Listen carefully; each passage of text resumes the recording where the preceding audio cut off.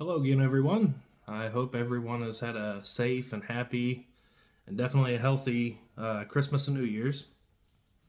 The end of the year has been incredibly busy for me, so hence no uploads during that time. Uh, Work's been crazy. There's obviously tons of family things that we do. My wife's got a very big family, and my family doesn't really live that close. So the end of the year is always a busy time, and I just hadn't got around to making anything to upload. So forgive me for that. This month is going to be incredibly busy too. I've got 5 or 6 doctor's appointments this month. Have to see my pain management folks. I have to go for another CT scan of my chest, and then at the end of the month we will review with my surgeon the results of that scan, and hopefully we find nothing. Just a quick recap, there was some growth on one of my lungs that wasn't there before in my last scan, and they're going to be looking to see if that's gotten any bigger or if it stayed the same. Hopefully it stayed the same and just some kind of scar tissue or something like that, but I don't know. So until the end of the month, I won't really know if if I can reduce the frequency of these CT scans or not. I mean, this is probably something that I'm going to have to do for life.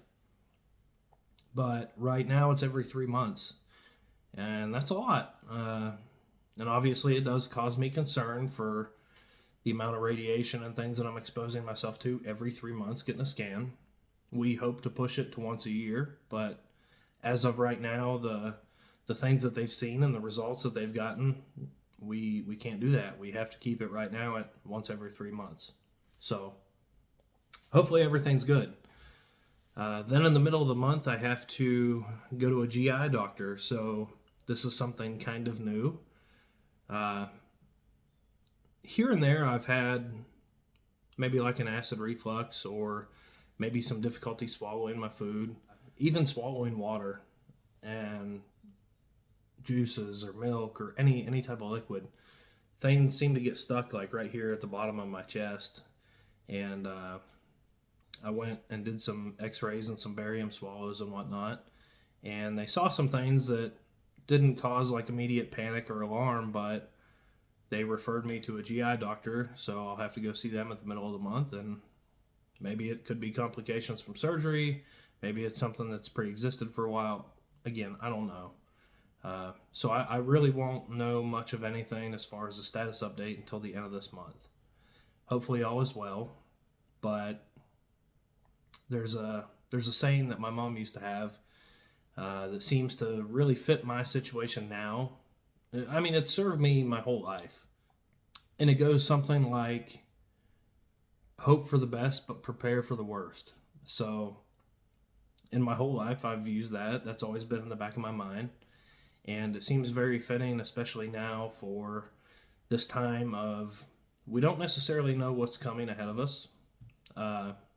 In my journey now, I don't really know what lies ahead. Do I have some new things growing in my chest on my lung like they think I do? Maybe. Do I have a problem with my throat and maybe that requires some other type of procedure, or at the very least sticking a camera down my throat? Is that something that's going to happen?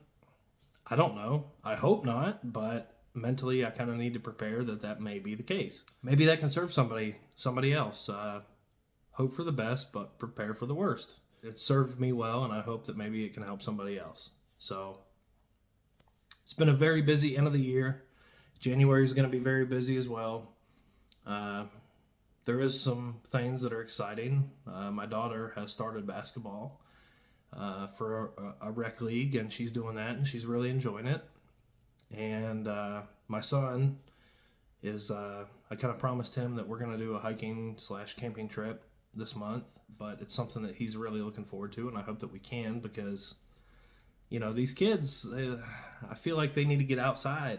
They're so connected to all these devices and electronics, and it's like they're dependent upon it. So I really look forward to getting him out in a new environment, a totally new experience, and whether he likes it or not, I don't know, we'll see, but I hope he does. It's not going to be anything like the normal trips that me and the brother-in-laws do, because those are not possible, at least not right now. Physically, I'm not recovered. I would have hoped to have been back to 100% by now. I'm fairly young. I'm fairly healthy. They told me give it a full year before you can even consider yourself fully better. And we're not quite there yet. We're only a couple months away, but, in my mind, I would have thought that I would have been completely better a couple months after surgery, and that's just not the case. I still have tremendous shortness of breath. It's like it's constricted. Like I can't take a full breath because all this, they cut all the way across here and up into my armpit and then spread me open like this. So there's a ton of scar tissue that's happening here. I have a nice titanium plate right here holding my sternum together. And like the whole breast area into the armpit is still completely numb. I mean, I can feel it deep down, but the skin and the upper tissue there is just, it's numb. I can't really feel it. It feels like it's asleep. When I lay down on my side, it sometimes feels like, this whole area right here is like tearing. So I'm not fully better yet, and I really wanted to be, and I really hope that one day that does get better, but again, hope for the best, prepare for the worst. This could be the best it ever gets. I don't know. Time will tell. But yeah, so I want to get him out and get him a new experience.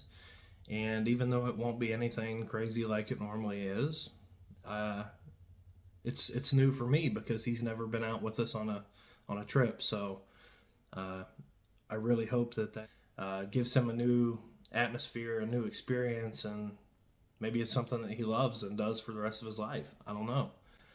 It certainly served me very well through my life, being outside, getting outdoor activity, and not always being tied to a screen. So that's important to me. So yeah, it's going to be a busy month. I really appreciate everybody that's watched. I can't say this enough. It helps the channel grow. It helps the videos get out to more people. Because again, the one thing that I really desired prior to, once I found out what I had and I had the biopsy, that all happened so fast within a few days of each other that there really wasn't much time to prepare. But sitting at home from, I think, the first part of February up until my surgery in March, there was like an entire month that I was sitting at home and my mind just nonstop brewing about what's going on, what is it, how's the surgery going to be, what are they going to have to do, what's recovery going to look like. Procedure wasn't even really clarified to me until almost the last minute.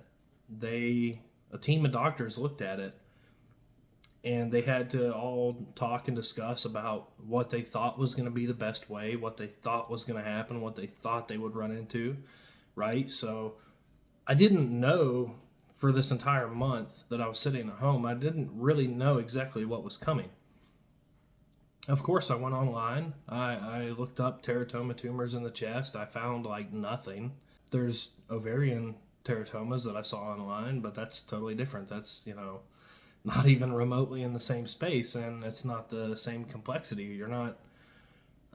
I'm not discrediting an ovarian tumor at all. Any tumor anywhere is serious, but that's not tied to your vital organs, your heart and your lungs and all that stuff. So it's different, right? And I really just wanted to be able to see something, see somebody go through anything that was remotely similar to what I had. And I just really didn't find it. So I think that it really would have helped me prepare, although maybe not, because my case has been so different and it's been so much more than what anybody's expected. Maybe it wouldn't have helped at all. I definitely can say for sure that hearing somebody else's experience on the ventilator, that definitely would have helped, because I was freaking out. That was the weirdest situation ever. Honestly, I still have nightmares about it. It's been almost a year and I still have nightmares almost every single night that relate to my time in the hospital. And a lot of that goes back to the ventilator, or at least in my nightmares, I get feelings or thoughts that are similar to that experience on the ventilator. So, I mean, yeah, at the end of the day, long story short, I would have loved to have seen somebody else's experience, and I just didn't. There's not much out there. So, I hope that this can help somebody somewhere someday. I mean, that's what it's for. I don't personally want any kind of attention. I just want the message to get out there. So, thank you so much again, all of you, for everybody that's watched, everybody that's subscribed. I appreciate it more than you can ever know, because I don't want my experience to just be mine. If it helps somebody, it's kind of like mission accomplished, right? That's what my aim is. So by you watching it, by you liking it, subscribing, all that stuff, it helps that. And that's what this is all about. I hope that one day soon in the future, I've kind of already talked to the doctors about doing this, and they said it would be perfectly fine. So I hope to one day in the future get back into the hospital and go talk with people that are in the thoracic vein, which is, heart and lungs, basically your chest space. They're all going through similar experiences, and their family, the people that's with them, if they have anybody that's with them, so many don't. And it's just so sad, because I can't imagine doing that alone. I'm like an advocate, because the people that's with them, while they see it and they're kind of there with them, they don't understand. I really truly feel like people that haven't been through this type of thing, they just can't understand. They have no idea. They don't know what I'm feeling now. They don't know what I was feeling. I can tell them, but it's just not the same as somebody that's been through it. So I hope to one day get back into the hospital and just be able to talk to those people, give them encouragement, show them that what they're going through probably isn't as severe as what I had, but I made it and I'm doing okay. That's something that I want to do, because those people are there and they need it. And I hope that this reaches somebody that can use it. So more to come. We'll see how this month goes with all these doctor's appointments and what comes of the scans and whatnot. Hopefully everything's good. We'll see. Hope for the best, prepare for the worst. So thank you all for stopping by again. I can't tell you how much I appreciate it. I really do. It means the world to me. So thank you for watching again, and I'll see you next time.